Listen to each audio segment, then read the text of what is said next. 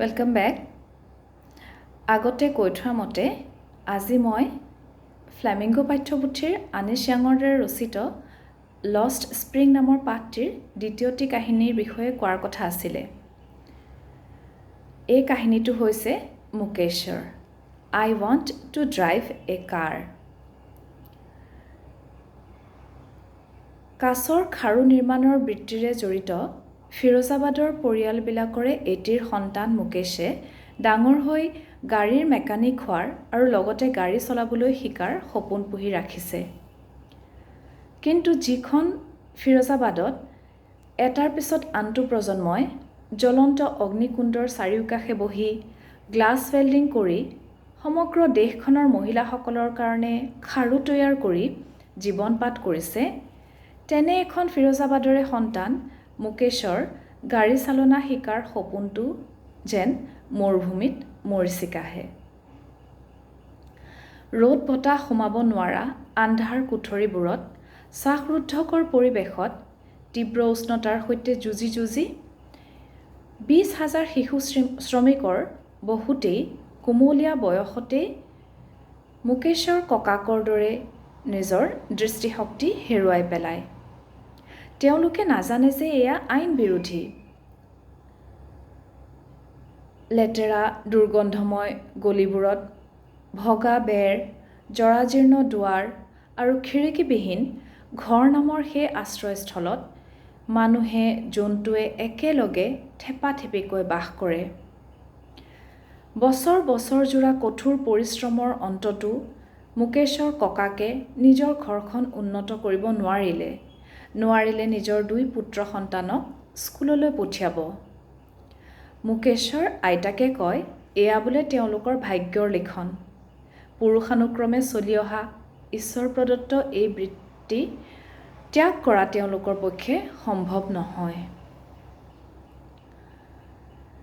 ফিৰোজাবাদৰ প্ৰতিটো ঘৰ, প্ৰতিখন চোতাল, প্ৰতিটো ৰাস্তাতেই এই ৰং বিৰঙী খাৰুবোৰে দম বান্ধি থাকে।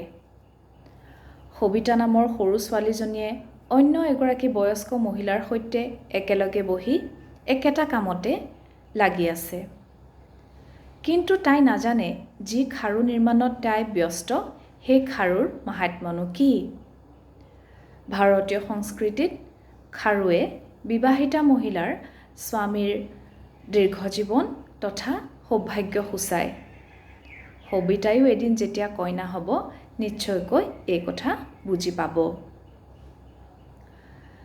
বয়স্ক মহিলাগৰাকীয়ে খেদ কৰি কৈছে গোটেই জীৱনটোত তেওঁ হেনো এসাঁজো পেট ভৰাই খাবলৈ পোৱা নাই।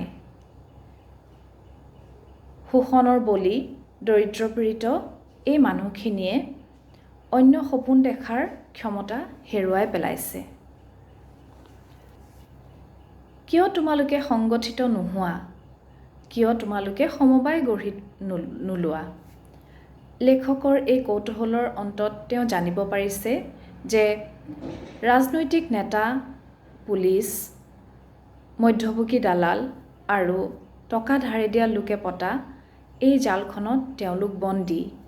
ইয়াৰ পৰা তেওঁলোকৰ পৰিত্ৰাণ অসম্ভৱ। তেনে এখন অভাৱনাটনৰ পৃথিৱীৰ বাসিন্দা মুকেশে যেতিয়া গাড়ী চালনা শিকাৰ বা মেকানিক হোৱাৰ সপোন দেখে তাত লেখক মুগ্ধ হৈ পৰে। তেওঁ সোধে মুকেশক তাৰ প্লেন চলাবলৈ মন যায় নেকি? নাই, মুকেশে নিজৰ গাড়ী চলোৱাৰ সপোনক লৈয়ে সন্তুষ্ট। এইদৰে আমি দেখিছোঁ লষ্ট স্প্ৰিঙত শিশু শ্ৰম বিৰোধী আইনে ঢুকি নোপোৱা 2 শিশু শ্ৰমিকৰ কৰুণ ছবি। ইয়াৰে প্ৰথমটোত ৰেক পিকিং এৰি অন্য কামত সোমাই য'ত চাহেবে হেৰুৱাই পেলাইছে নিজৰ অৱশিষ্ট স্বাধীনতা, তাত